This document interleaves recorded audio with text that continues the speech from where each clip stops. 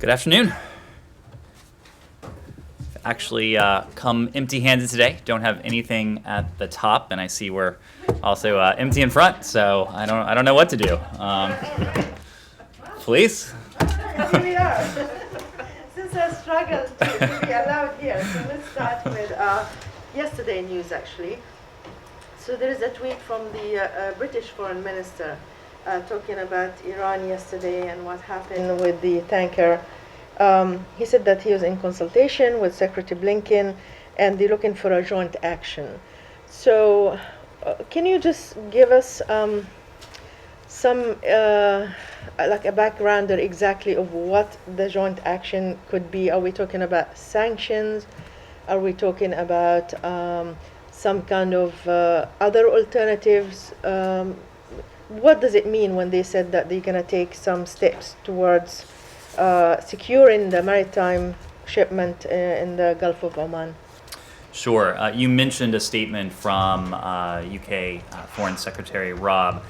Let me also add that Secretary Blinken had an opportunity today to speak to his British counterpart, Foreign Secretary Rob. And they spoke about ongoing efforts to forge a coordinated response to Iran's attack on the Mercer Street, which we have said was a commercial vessel peacefully transiting international waters. The Secretary reiterated his condolences. Of course, the UK lost one of its nationals in this Iranian attack, along with the death of the Romanian captain, who was also killed in this despicable attack. When it comes to the response, and Secretary Blinken spoke to this from this podium on Monday, we are coordinating very closely with, as I just said, our British allies, with our Romanian partners as well, and the broader international community. We are in close consultations with them about the diplomatic next steps. We welcome coordination as well with our international partners to protect maritime security and freedom of navigation against those threats posed by Iran. I can say that we also do support the UK's call for a UN Security Council action against Iran in condemning the Mercer Street attack that again resulted in the death of a British citizen and a Romanian citizen. Right, so you want to give us any idea of exactly what is this coordinated action? Those consultations are ongoing. I wouldn't want to get ahead of where we are. The nature of coordination is that we want to ensure that we're coordinated and that we are acting in concert with our closest allies and partners in this. On the Middle East before Matt starts. Thank you. He's forfeited We'll wait his my turn. prerogative. Okay, good. So today is the first anniversary of the bombing of the port in Beirut. We saw the video that President Biden released this morning. As you know, till now, there's no accountability for anybody who was responsible for this. Is the U.S. pushing, because my understanding there was some team of the FBI who were investigating as well what happened. Does the U.S. pushing for accountability?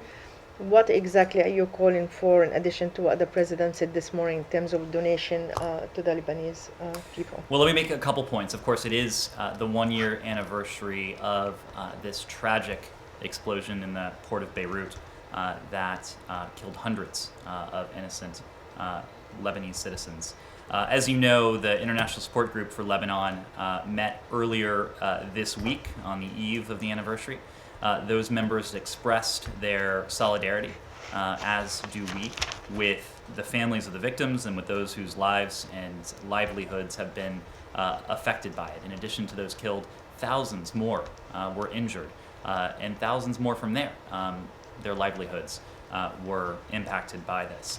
The International Support Group did indeed urge authorities to swiftly complete the investigation into the port explosion so that the truth may be known and justice may be rendered. The ISG observed with deep concern the broader context in which this anniversary takes place. Of course, that includes the worsening economic crisis that has affected nearly all elements of Lebanese society, its people, its institutions, its its services. And the ISG did call upon Lebanese authorities as a matter of national responsibility, as has the United States in this context and previously, to urgently take every possible step to improve lives for the Lebanese people. And in this case, that means putting aside their political, their personal, their partisan differences for the good and for the benefit of the Lebanese people. A year has now passed without a government in Lebanon. Of course, there is now a designation of a new prime minister, but Lebanon's leaders do need to, without delay, support the formation of an empowered new government, a new government that is empowered to take on the reforms that are long overdue. Now, this was August 3rd. That was earlier this week. Of course, today is in fact the one-year anniversary, and I imagine you had an opportunity to see the words from President Biden, who took part in today's humanitarian assistance conference. And specifically, the president announced that we are providing nearly $100 million in additional humanitarian assistance for Lebanon. That is on top of an already significant sum of more than $550 million. I think the exact sum is $560 million in humanitarian aid that the United States has provided to the Lebanese people over the past 2 years. This humanitarian assistance will benefit vulnerable populations in Lebanon.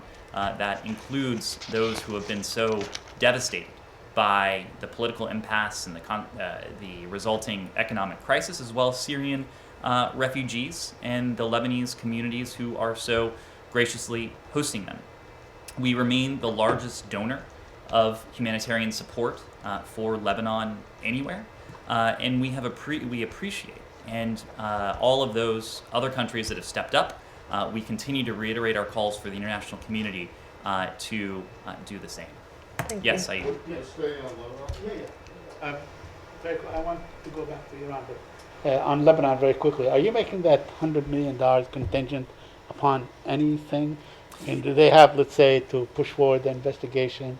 Have you, let's say, a year later, have you, on your own, sort of determined who's complicit in this explosion?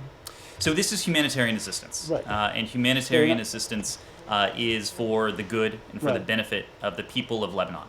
The people of Lebanon have nothing to do with this political impasse. In fact, the people of Lebanon are the ones who have been devastated by this political impasse. Just to give you a bit more granularity, the funding includes $56 million from our Bureau of Population, Refugees, and Migration, and more than $41 million from USAID and its Bureau for Humanitarian Assistance. And it will provide access to education and health services, food assistance, support for protection services and rehabilitation of water and sanitation services as well, among other forms of assistance. You mentioned a little bit earlier the broader context in which this anniversary is taking place and the meeting that happened today and the U.S. pledge. Does that broader context include the rockets being fired into Israel from Lebanon, like the 3 that happened this morning? And whether it does or not, do you have anything to say about that? Well, when it comes to the rocket attacks, we absolutely condemn the rocket attacks from armed groups based in Lebanon that were fired into Israel. As the president has said, as Secretary Blinken has said, Israel has the right to defend itself against such attacks. We will remain engaged with Israeli partners, with Lebanese officials, and other partners in the region in an effort to de-escalate the situation. Do you not see at all a pattern here, meaning in Lebanon, in the Gulf, in Afghanistan, where you guys are offering money, negotiations, the prospect of sanctions relief, and the response to that is more aggression? Do you see any pattern at all in this? I do see a pattern. I see a pattern of the United States maintaining its humanitarian leadership We are not going to apologize for providing another $100 million to the people of Lebanon. The people of Lebanon who have been so devastated by the intransigence of their political leaders. We've talked about this broader context. We talked about it yesterday. But if you're suggesting a connection between our humanitarian leadership and these attacks, that is not one that we see. In this logjam of government formation, is anyone more complicit than others, any particular group or any particular party? Well, we have been, Secretary Blinken, you may recall, issued a pretty stark statement, and he was very direct. Rather than take aim at specific leaders, this is a collective failure on the part of those who call themselves leaders in Lebanese society. A leader at this point, a true leader, should be in a position and should see the need to show that flexibility, to show that leadership, putting the interests of his or her people first. We have not seen Lebanese officials do that for over a year. It has been without a government in Lebanon. It is time for that to change. It is time for Lebanese officials to do the right thing. Who will be responsible for providing or distributing the humanitarian aids to the Lebanese people and the refugees? As we do around the world, the State Department, USAID, we work with humanitarian partners who are on the ground, who are vetted, who are effective when it comes to distributing this kind of. You're not providing them to the government or to the official institutions? It's our humanitarian partners who are our implementing partners in most of these cases. Yes. On Lebanon, credible reports say that between October 2019 and now, $20 billion were withdrawn from the Lebanese banks and deposited in European banks. Why not exposing the people who did that? You are offering now humanitarian aid. Why not exposing the people if you're not going to sanction them? And you supported also the European legal framework for sanction regime. Do you have a list of names of people that could be sanctioned? Well, we are looking at a number of tools at our disposal to help the people of Lebanon. We've spoken of a couple of them already today. Humanitarian assistance, using the power of our voice to call for Lebanon's leaders to do the right thing. But of course, there are other means to hold those accountable who are responsible for this. Some of our closest allies have enacted sanctions. Sanctions are a tool that are also available to us. In all cases, however, we don't preview sanctions actions before they are implemented, typically for the very simple reason that previewing them would make them less effective.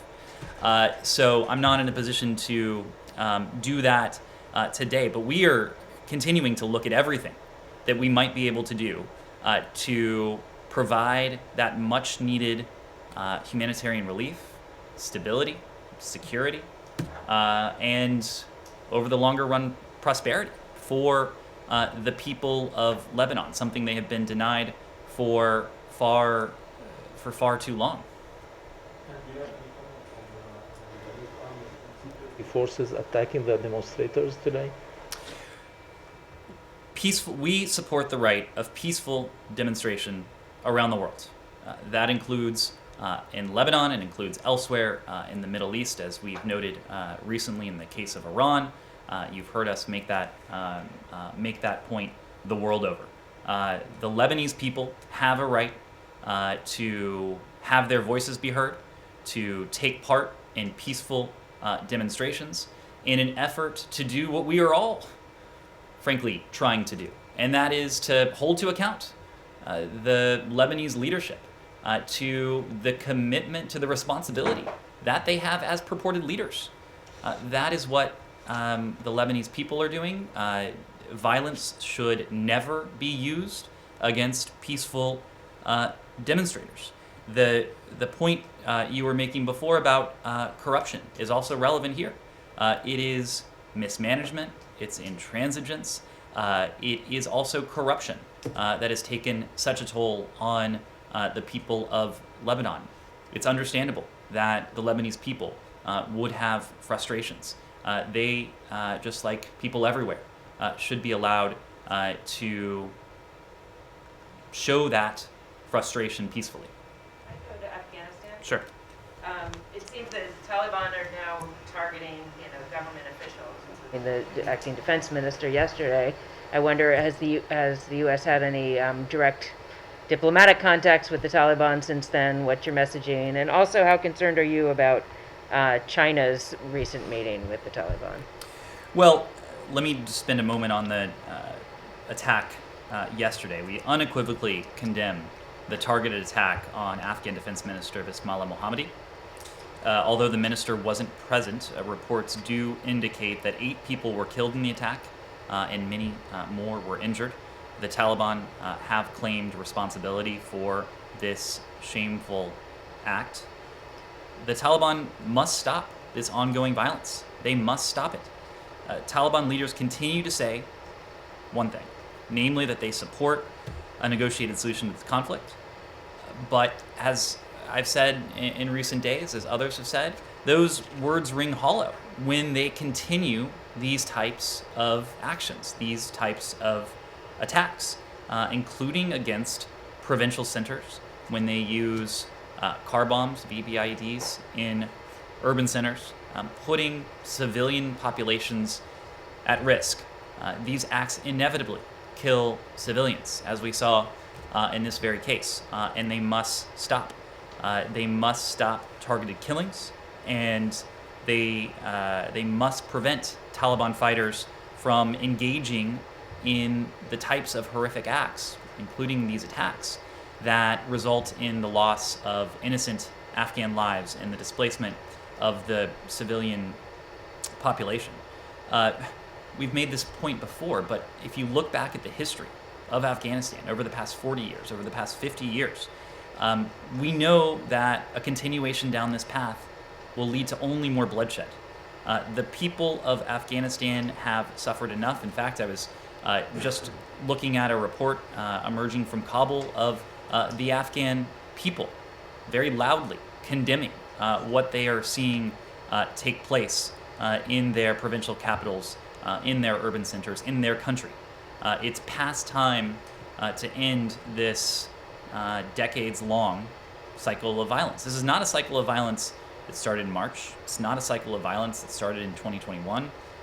It's not even a cycle of violence that in some ways started in 2001. This is a cycle of violence that has gone on for far too long, and we are doing all that we can, galvanizing the international community to collectively do all that we can to put an end to it. And the point we've made on that front, it bears repeating, and that's that the international community won't recognize a group, a future Afghan government, that seizes power through violence and shows little or no regard for human life. It would be a grave mistake for the Taliban to expect even a de minimis level of international support if they were to seek to do just that. They can only expect condemnation. I saw Ambassador Khalilzad was making a very similar point, and he made the point, obviously someone who has worked on this issue for decades now, made the point that the Taliban admit that in the 1990s they didn't understand what international legitimacy or international support would mean. That is something that we're seeking to make very clear now. If the goal is a just and durable solution, I think everyone can agree that they want a durable solution, including the Taliban. A solution cannot be durable if it is not just, because a just solution is not one that would accrue that international legitimacy. It is not one that would accrue the type of international support that has been necessary for this government in Afghanistan for the past 20 years. But they have had meetings with the Chinese recently. I Well, mean, they do have. And of course, we are supporting the intra-Afghan dialogue. We've made the case that only through diplomacy can the parties achieve this just and durable solution. When it comes to the PRC, again, this is one of those areas where we do have an alignment of interests. It is in no one's interest to see an Afghanistan that lacks security, that lacks stability, that lacks prosperity, that is ravaged by violence. It's not in the interests of the people of Afghanistan. It's not in the interests of the United States. It's not in the interests of the government in Beijing. And so the fact that the PRC recognizes that, the fact that they have issued statements that are very much in line with what we have been saying. In fact, you look at the extended troika earlier this year, and the extended troika, of course, includes Russia, China, Pakistan, issued a statement. We reiterate that there is no military solution in Afghanistan, and a negotiated political settlement through an Afghan-led and Afghan-owned process is the only way forward for lasting peace and stability in Afghanistan. That emanated with Beijing's signature on it. That is precisely what we believe. We are united in this. So we've been consistently making the point that the international community, this is not a task for the United States alone. This is not a task for any one country alone. This is a task for the international community. And we welcome efforts to support diplomacy that culminates in a just and durable political solution. Missy. Just to follow up on Michelle's question, and we talked about this a little bit the other day with Andrea. But as the Taliban continues to conduct these attacks, and the U.S. Embassy this morning warned of potential war crimes related to reports of execution or disappearance of ANDSF who surrendered. At what point would the United States withhold support for the peace process? Can you just acknowledge whether it is unconditioned by the behavior of the Taliban? I know you guys want to give it more time because, there are meetings and everyone hopes that this works. But if you could just speak to whether and how this is conditioned on some modicum of, respect for the spirit of the agreement that was struck in 2020 with the Trump administration, that would be helpful. Well, I'd start by saying a couple things. Number one, this is a process, the intra-Afghan dialogue is a process that has been ongoing for less than a year. Started on September 12th. Now, of course, a day of this type of violence, a week, a month of this type of violence is far too long. So we are not content with the pace, but it is also a process that has only been underway for less than a year. And we are continuing to support that. I would hesitate to establish conditions under which we would change our approach. The last thing, what we want to do is support diplomacy. What we don't want to do is to provide any actor a roadmap for impunity. The extent to which they could go, that would require a drastic change in course. I think what is true, and this is not just our opinion, this is the considered judgment of the international community, is that only a diplomatic solution can bring about the opposite of what we're seeing now. If what we're seeing now is violence and bloodshed, only that diplomatic solution can bring about an outcome that is just and durable, and that affords all Afghans the level of safety, the level of security, the level of stability that has been denied to them for decades and decades now. But arguably, they might think that they might hear the message as that they actually do have impunity now because they're able to carry out these attacks and the international community is still engaging with them. They absolutely don't, for a couple of reasons. Number one, it is a simple fact that the Afghan security forces are numerically far superior to the Taliban. It's a simple fact. They have over 300,000 troops. They have an air force. They have special forces. They have heavy equipment. The Taliban, in contrast, have less than 100,000 forces. What's also important is that the United States continues to support Afghan security forces, and we are committed to supporting them well into the future. In fact, President Biden, in his most recent budget request, has put forward an ask of $3.3 billion to support Afghan security forces. So what we're seeing is, I think it is a question of leadership, both political and military, for Afghanistan's leaders, uniting them and motivating the forces they have, the forces that are fighting for the outcome that I think collectively we want to see, a stable and secure Afghanistan, pushing back on what the Taliban is doing. All the while, the diplomacy is ongoing. We are supporting that diplomacy. That's the focus of this building, just as our colleagues across the river have been focused on the security assistance side. And- So, go ahead. Sorry. But just getting to the point of intellectual dishonesty. You say if the goal is a just and durable solution, there is no evidence whatsoever that the Taliban's goal is a just and durable solution. None. In fact, as Missy just pointed out, the embassy tweeted this morning that the Taliban are putting landmines in civilian homes and hiding behind families while attacking the ANDSF, which, if confirmed, could constitute a war crime. You just acknowledge that the Taliban claimed responsibility for trying to blow up the defense minister.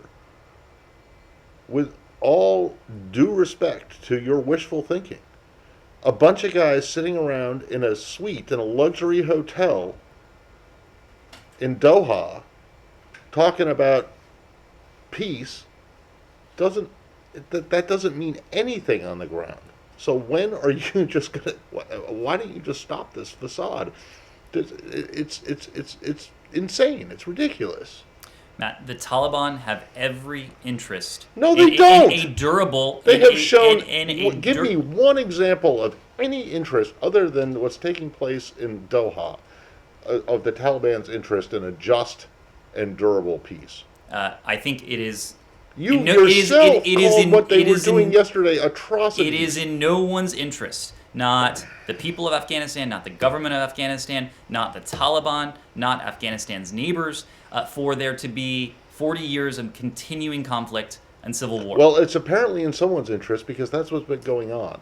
And I'll stop, and I bring this up virtually every day, but it's just it's getting to the point of just like I don't understand how you can get up there and say every day that we think that they want a just and durable solution, Our point a peaceful is that solution, and our that they point- want our international point recognition is when that they have done absolutely our nothing point- to suggest that they do. Our point is that we are supporting a just and durable solution. It is self-evident that the Taliban seek a durable solution. It is not in their interest to attempt to wrest power by force, What? and only to be displaced down the road after. So you're some gonna. So you're period- saying so some- you're gonna invade some- again? Some period of conflict. It is not about invasion, Matt. This is a country that has been racked by competing forces. As we all know, but this line that you guys keep saying is just nobody believes it except for you. I'm surprised. I doubt that you actually believe it, but whatever. It's your job. You have to get up there and say it every day. But I just, you have to acknowledge at some point that the Taliban has shown no interest in a just and durable solution or international recognition, apart from the fact that a couple guys, a dozen or so, are negotiating, quote unquote, negotiating in Doha. Isn't that correct? And there's nothing on the ground to suggest that they're actually interested in it. Elements of that negotiation have translated to conditions on the ground. There have been ceasefires. There was the U.S. Taliban agreement which of course stipulated that the Taliban could not attack and would not attack American forces.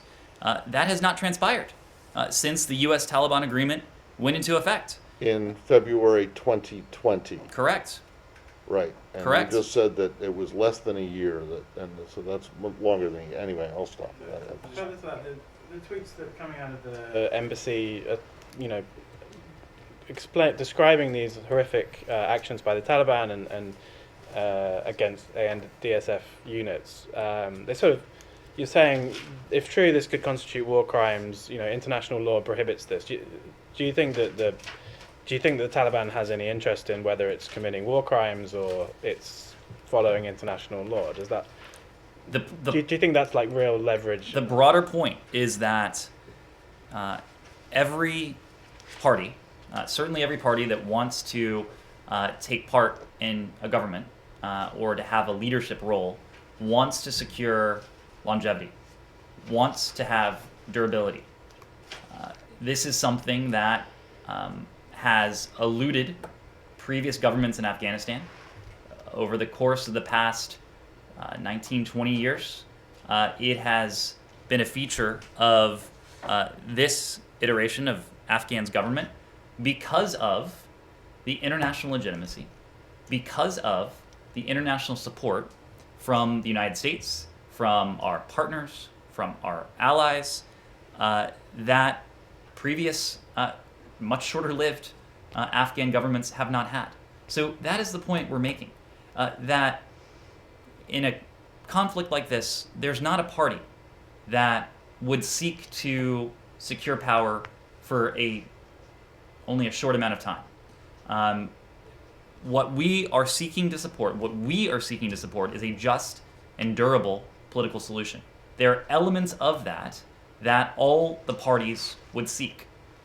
That's what we're after. But that solution could include could end up with a government that includes war criminals. You're just accusing these people of being war criminals, but they may end up in this government in a power sharing agreement. It is not up to us to dictate what any future Afghan government looks like. It is our conviction that any future Afghan government has to be Afghan-led, has to be Afghan-owned. That's what Doha is all about. Can we also ask about the refugee program you announced earlier in the week? There was a response from the Turkish Ministry of Foreign Affairs, basically saying, they say they weren't consulted on whether they might have to accept refugees. They call this an irresponsible decision. Sort of the way that it was announced, and Turkey was mentioned in the announcement, but other neighboring countries were mentioned.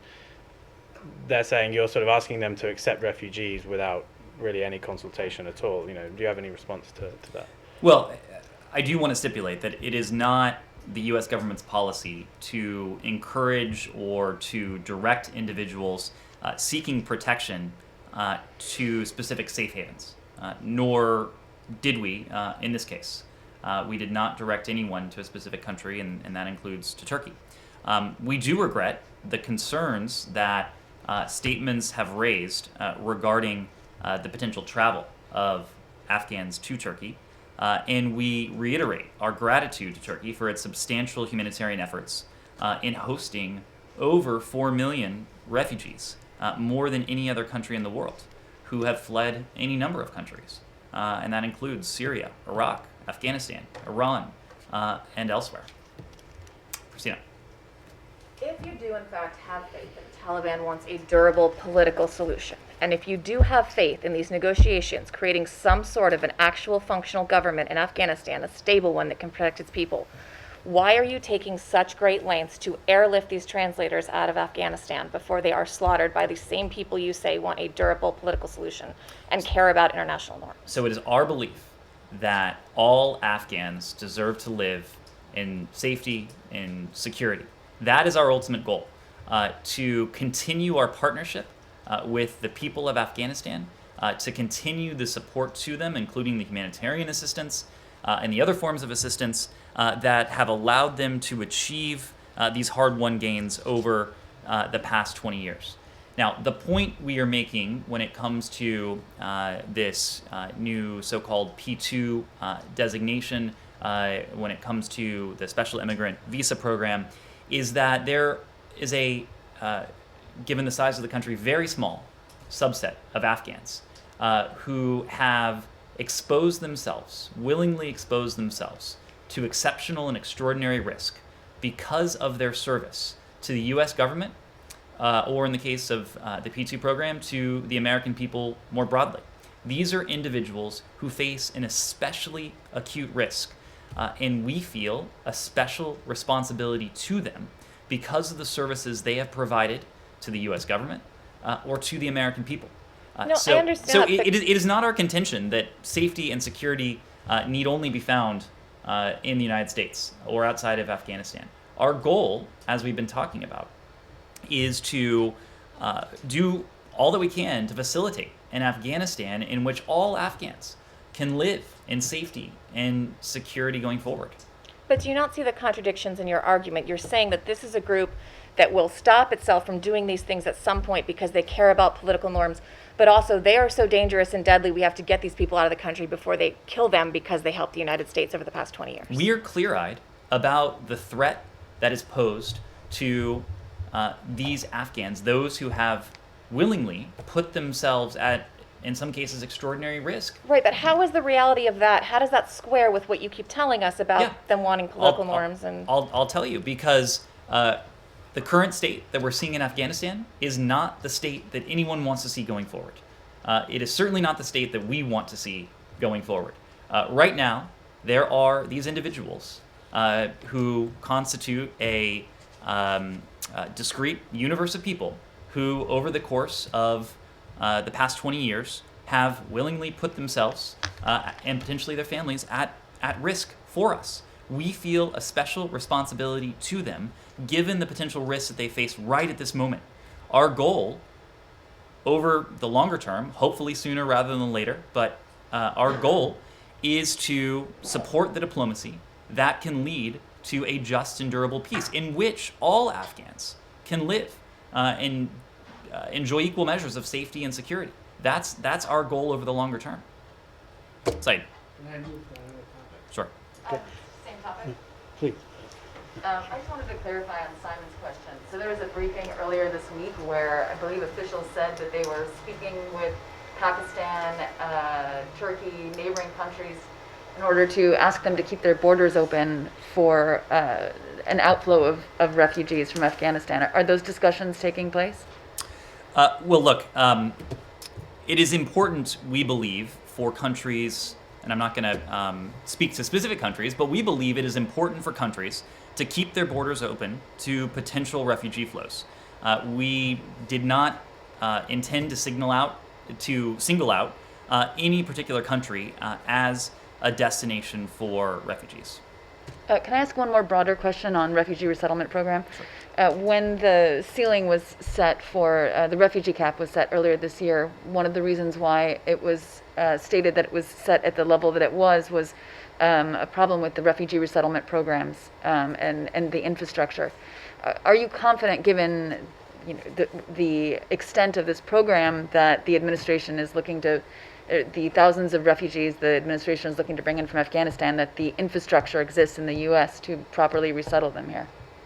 Well, so let me take that in a couple pieces. We're talking about a couple different programs here.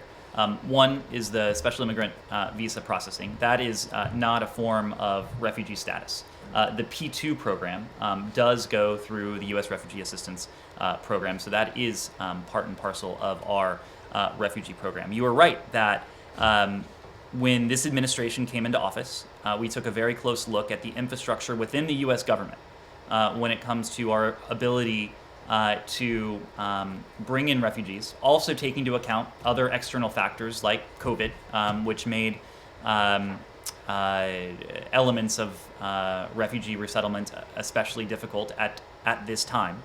But we also know that there is a very vibrant, very strong community of refugee resettlement agencies across this country.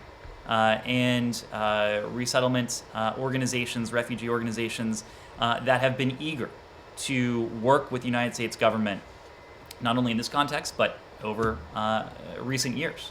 And so we are confident that the SIV program, that the P2 program, that the broader U.S. Refugee Assistance Program, that we are operating within the confines of what we can do. We are operating within the confines of public health, of safety, and security, and that we can do all of that while offering refuge to those who are most vulnerable, to those who most need it, and that includes some of these Afghans we've talked about. Saeed. Thank you. Very quickly, one question to you, Ned. At what point will the United States call Israeli action excessive force?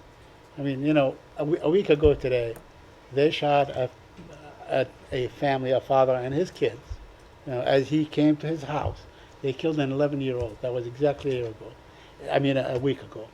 The whole year has seen a spike in these incidents. At what point will you say this is excessive force? I mean, killing 11 years old, maybe you have an age cap or something like this. I mean, at what point will you say do not use excessive force? Saeed, I take it you're referring to the case of Mohammed Abu Sara. Mohammed Abu Sara, yes, absolutely. Thank you. We have seen media reports of the death of Mohammed Abu Sara. We regret the loss of life, absolutely.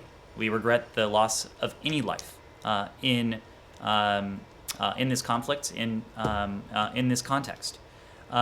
Given the questions surrounding this incident, we urge Israeli authorities to conduct a thorough investigation.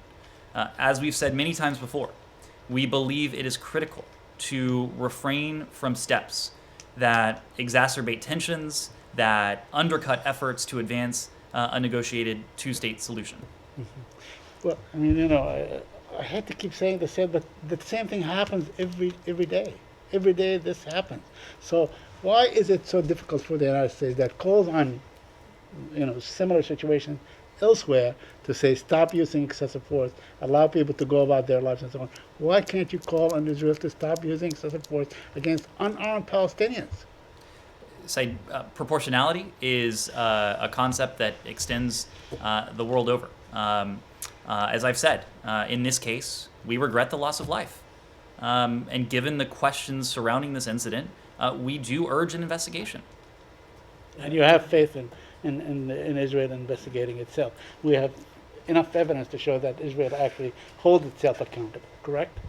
We have enough evidence that... We have enough evidence, or do you have enough evidence that Israel actually does do investigations and holds those responsible accountable? Can you cite one incident where they have done that? We urge an investigation here. Israel, of course, has it's the ability to conduct such an investigation, has a vibrant media, vibrant civil society. We urge investigation in order to determine the facts and the circumstances of this case. Yes. Do you have any idea what happened yesterday in the Gulf regarding hijacking ships? Well, we talked about this yesterday as it was unfolding, and what we can say now is that we can confirm that personnel have left the Panama-flagged Asphalt Princess, this commercial vessel that was seized yesterday. We believe that these personnel were Iranian, but we're not in a position to confirm this at this time. NAVCENT and DoD may have more information for you, but that's what we're able to add at this time. Yes. And what about the repetition of these events or these operations by the Iranians? How do you view them? Well, we talked about this yesterday in the context of the Mercer Street attack. The secretary in his statement over the weekend referred to a pattern of belligerence, I believe it was, that Iran has undertaken.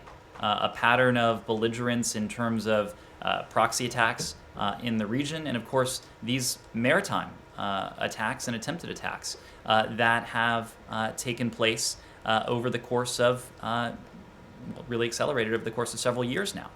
So without wading too far into the circumstances of this, because details are still emerging, we certainly have seen a broader pattern. Yes? Media reports now saying that the Iranian president is meeting with Houthis leaders, Mohammed Abdel Salam. How do you comment on that? Special Envoy Linder King said in a statement last Friday that he called for an end to the stalemate, to the fighting in Ma'rib and across Yemen, and he was blaming Houthis for that. Well, the Houthis are responsible for much of the suffering that we've seen on the part of the Yemeni people. Yemen is home to the world's, by many accounts, the world's worst humanitarian catastrophe. Much of this is man-made, and the actor in this case are the Houthis. You were right that Special Envoy Linder King did call for an end to the stalemated fighting in Marib and across Yemen. And it's that fighting that across Yemen has only added to the suffering of the Yemeni people. He expressed concern in his engagements in the region last week that the Houthis have continued to refuse to engage meaningfully on a ceasefire and political talks. And he stressed that only through an agreement between the Yemeni parties can the dire humanitarian circumstances that have culminated in such suffering be addressed and be reversed.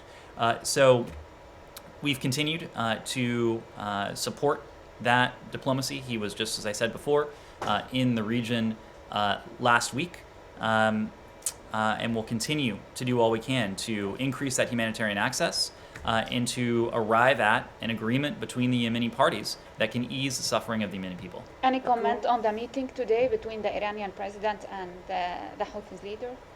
Well, again, I don't have a specific comment on that, but we have seen Iran's support for proxies and other violent actors across the region. That is one of the many profound challenges and in some cases threats we face from the Iranian government. And it is something that in seeking to establish an agreement between the Yemeni parties that we hope to bring an end to this conflict and we hope to put an end to, or at least in the first instance, alleviate the suffering of the Yemeni people. A COVID question. A question on. Sure. Quick. I'll come right back, and Okay. we do have Very to quickly. conclude fairly shortly. The director of the director of the World Health Organization just called on, the West, I guess the United States and other countries and so on, not to administer a third booster shot until the rest of the world, the poorer countries, have been vaccinated. What is your position on that? Well, just yesterday, you heard from the president that we hit a milestone in what he has termed the arsenal of vaccines that we're providing to the world. 110 million vaccines donated around the world. And this, as we've said, is just the beginning. We have on top of that the 500 million doses of the Pfizer vaccine that are set to start rolling out later this month. And together with our partners around the world, including our G7 partners, we're delivering more than 1 billion vaccines around the world. All of that builds on our commitment to COVAX, our partnership in the context of the Quad, that's on track to help produce at least 1 billion doses of COVID vaccines in India for that region by the end of next year. It builds on our support for vaccine manufacturing in Africa. For African countries by providing financing to South African business to bolster manufacturing capacity for more than 500 million doses on top of that. So this is tremendous leadership, and again, we are going to continue to do more. We also recognize that as long as the virus is spreading anywhere, including in this country, it is a threat to people everywhere. And as we said, we'll be prepared if boosters are recommended by our health and medical experts. At this point, the CDC has not recommended boosters. What we know is that we can protect the American people and lead the world's vaccination efforts. So it's really a false choice to say we have to choose between the two. We know there is more work to be done on all these fronts, and we'll continue to do just that. Yes, I'll go back there. Secretary Blinken today tweeted about the situation in Daraa, Syria. I'm wondering what steps the administration would be willing to take in response to the crisis there. I know you don't preview sanctions, but will this be a focus of U.S. engagement on the Security Council and with Russia?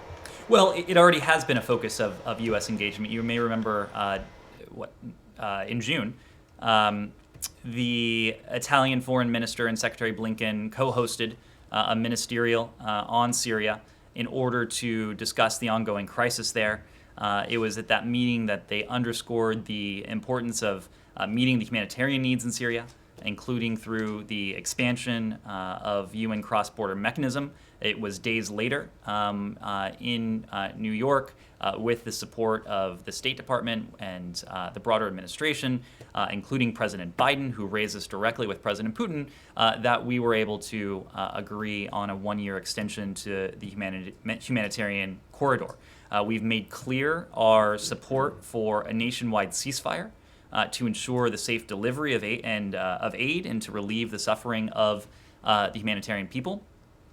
Going forward, we'll step up our multilateral diplomatic efforts, including at the Security Council, to renew and hopefully to expand, seek to expand that access.